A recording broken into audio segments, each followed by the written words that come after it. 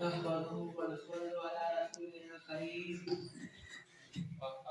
أما بعد فأعوذ بالله من الشيطان الرجيم بسم الله الرحمن الرحيم إن الله وملائكته يصلون على النبي يا أيها الذين آمنوا صلوا عليه وسلموا تسليما बेशक अल्लाह और उसके फरिश्ते नबी करीम सल्लल्लाहु अलैहि वसल्लम पर दरूद व सलाम भेजते हैं। ए ईमान वालों, तुम भी नबी करीम सल्लल्लाहु अलैहि वसल्लम पर खूब दरूद व सलाम भेजा करो। हाज़िरीन महफिल, मुझे आज जिस मौजू पर नक्शशाई करने का मौका मिला है उसका उन्वान है सीरत नबी सल्लल्लाहु अलैहि वसल्लम। जैसे कि आप सब लोग जानते हैं, ये महीना रबीउल अव्वल का महीना है। इस महीने में हमारे नबी करीम सल्लल्लाहु अलैहि वसल्लम तशरीफ लेकर आए।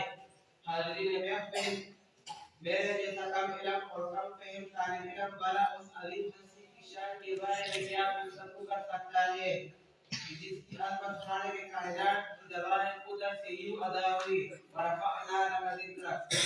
इसी मकाम पर फरमाया इन्ना अअतैनाकल कौसर। तो कहीं या अय्युहल मुज़म्मिल और या अय्युहल मुद्दस्सिर कहकर खिताब फरमाया।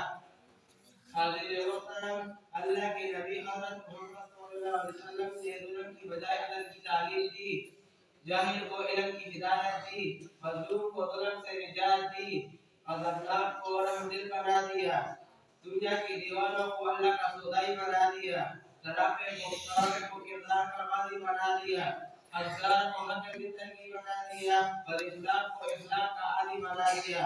इस मुँह से बयान होते हैं और सारे हमीदा अल्लाह ने अपने हबीब को ऐसा अवसर अता किया जो बयान करना नामुमकिन है।